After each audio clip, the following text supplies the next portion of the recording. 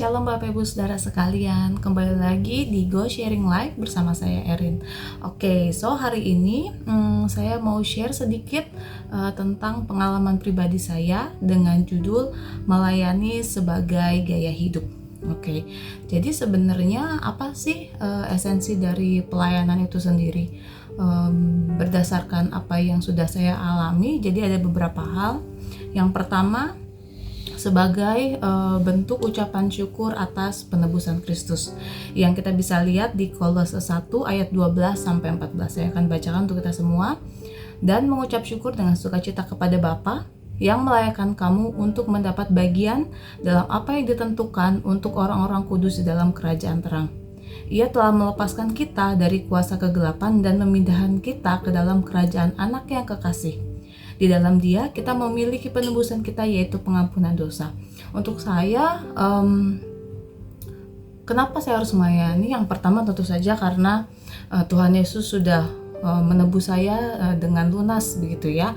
Jadi ini sebagai bentuk ucapan syukur saya atas penebusannya Kristus gitu. Tapi bukan cuma situ aja, tapi ada juga hal-hal yang lain. Seperti yang berikutnya adalah ucapan syukur karena Tuhan sebenarnya sudah memanggil kita, yang kita bisa dilihat di 1 Timotius 1 ayat 12. Saya akan bacakan untuk kita semua. Aku bersyukur kepada Dia yang menguatkan aku, yaitu Kristus Yesus Tuhan kita, karena Ia menganggap aku setia dan mempercayakan pelayanan ini kepadaku. Banyak orang-orang bilang bahwa melayani Tuhan itu beban gitu ya. Maksudnya beban itu apa? Kayak harus dilakukan setiap minggu, terus kayak mengorbankan waktu kita,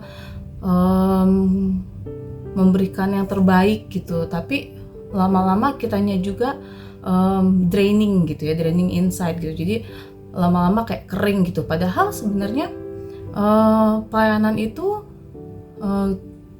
sebagai bentuk kalau kita tuh mengucap syukur gitu, karena Tuhan memberikan kesempatan kepada kita untuk melayani gitu.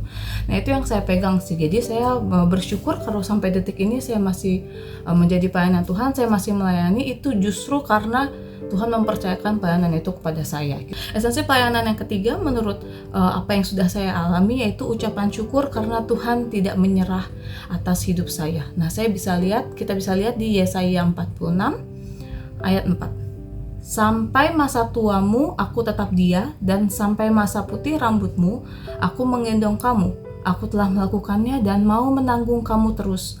Aku mau memikul kamu dan menyelamatkan kamu. Jadi pasti dalam hidup setiap kita, apalagi hidup saya sendiri pribadi, ada masa-masa di mana saya berjuang gitu ya, berjuang dari karakter saya, orang-orang di sekitar saya, pekerjaan saya, permasalahan saya.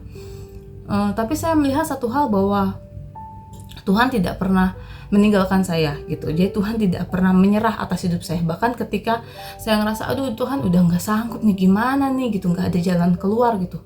Tapi justru Tuhan yang terus mengingatkan saya bahwa no, kamu pasti bisa, everything is good, everything is good in His way gitu ya. Jadi saya percaya bahwa sampai detik ini saya masih bisa melayani itu sebagai bentuk ucapan syukur saya, karena Tuhan selalu ada buat saya gitu. Tuhan tidak pernah menyerah pada saya, apalagi melihat karakter saya yang istilahnya gampang terombang-ambing begitu. Cuman Tuhan tuh nggak pernah give up on me gitu. Jadi Dia terus mengingatkan saya, terus merangkul saya, terus menguatkan saya gitu, sampai saya bisa terus bertahan sampai sekarang. Itu semuanya justru karena kemurahannya Tuhan gitu.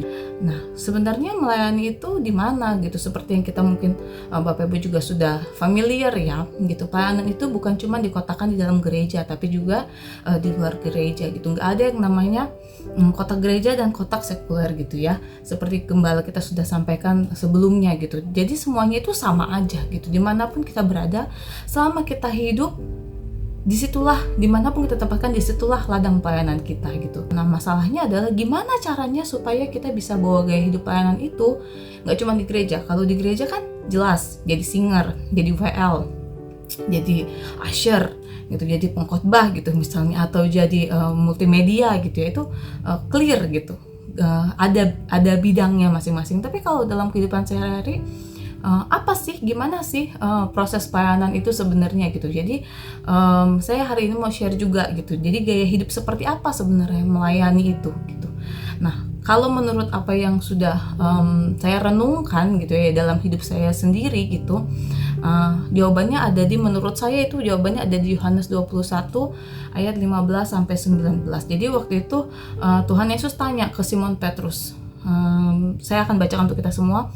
Sesudah sarapan, Yesus berkata kepada Simon Petrus, "Simon, anak Yohanes, apakah engkau mengasihi aku lebih daripada mereka ini?" Jawab Petrus kepadanya, "Benar Tuhan, engkau tahu bahwa aku mengasihi engkau." Kata Yesus kepadanya, "Gembalakanlah domba-dombaku." Itu jelas banget Tuhan bilang bahwa kamu mengasihi aku. Kan seperti pertanyaan reflektif kepada kita ya. Do you love me? Gitu ya. Apakah kamu sungguh mengasihi aku? Apakah kamu sungguh mau melayani aku gitu? Nah, udah jawabannya adalah gembalakanlah domba-dombaku. Sebenarnya gembalakanlah domba-dombaku itu esensinya apa gitu ya? Kok sangat lebar sekali? Apa sih maksudnya gitu? Justru menurut saya pribadi, gembalakan domba-domba itu maksudnya adalah ada 3 mungkin sampai 4 gitu. Yang pertama, kita memberikan perhatian. Jadi memberikan perhatian itu bukan cuman di dalam komsel gitu ya, di dalam oikos kita gitu, tapi juga kepada orang-orang yang belum kenal Tuhan gitu. Misalnya kepada pembantu kita, ART kita gitu misalnya, atau kepada karyawan kita gitu. Kalau saya sebagai guru kepada murid-murid saya gitu misalnya.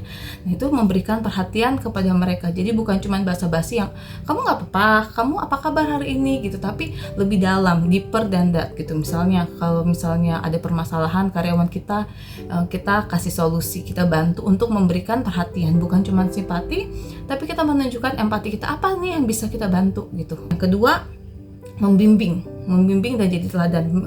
Mengembalakan domba-domba itu berbicara tentang membimbing atau memberikan teladan gitu ya kepada mereka gitu. Jadi bukan cuma kepada anggota komsel atau kepada orang-orang yang ada di dalam lingkungan gereja gitu, tapi juga kepada mereka yang justru nggak kenal Tuhan, yang notabene ya udah kenal kita sebagai sesama manusia aja gitu, sebagai bos kita, kenal kita sebagai rekan kerja gitu. Nah, justru itulah kesempatan kita untuk kita bisa tunjukin gimana kita bisa jadi teladan untuk mereka gitu. Yang ketiga, justru ada perlindungan daripada kita gitu. Sebagai gembala yang baik, kita juga harus melindungi domba-domba yang Tuhan percayakan. Begitu juga dengan melindungi gitu. Jadi kita ada di situ untuk dia gitu. Ada di situ untuk memproteksi dia, tentu saja melindungi dengan doa pasti. Melindungi juga dengan apa? Dengan hal yang kita bisa kerjakan. Misalnya kalau misalnya saya sebagai mamah gitu misalnya anak saya dibully gitu kan. Nah, saya harus melindungi dengan apa? Dengan hadir untuk di situ untuk dia gitu ya, untuk memberikan perlindungan kepada dia. Nah, jadi ada tindakan nyata yang bisa kita kerjakan. Nah, justru dari menjadi gembala itulah gitu, menurut saya pelayanan itu hidup gitu. Jadi bukan cuman betul kita harus mainnya di gereja, tapi ada ladang pelayanan yang jauh lebih besar lingkupnya yang harus kita kerjakan juga gitu, sama seperti yang Tuhan mau gitu. Jadi kita harus mengembalakan domba-dombanya Tuhan gitu. Jadi melayani sebagai gaya hidup itu harus nyata gitu, menjadi gembala atas domba-dombanya Tuhan yang Tuhan percayakan. Mau yang dipercayakan di gereja maupun domba-domba yang masih hilang, yang harus kita bawa ke gereja gitu, yang harus kita bawa kepada Tuhan. Itu pun menjadi bagian kita. Kalau saya menganggap satu statement ini sih sebagai pengingat saya gitu ya. Saya sudah menyerahkan hidup saya kepada Tuhan dan saya memilih untuk mengerjakannya bersama Tuhan gitu. Jadi saya berharap dari sharing saya hari ini, Bapak Ibu Saudara sekalian bisa sama-sama yuk kita jadi berkat dimanapun kita berada, kita melakukan pelayanan itu sebagai gaya hidup kita untuk kita bisa menjadi berkat, menjadi garam dan terang, menunjukkan siapa itu Kristus dalam hidup setiap kita. Sekian dari saya. Terima kasih untuk kesempatannya hari ini. Tuhan Yesus memberkati kita semua. Jangan lupa untuk share, untuk tonton terus, untuk subscribe di YouTube kita di Go Bogor, dan juga website kita www.gobogor.com, serta Instagram kita yang terbaru di Go Bogor. Selamat siang, Tuhan Yesus memberkati kita semua. Bye bye.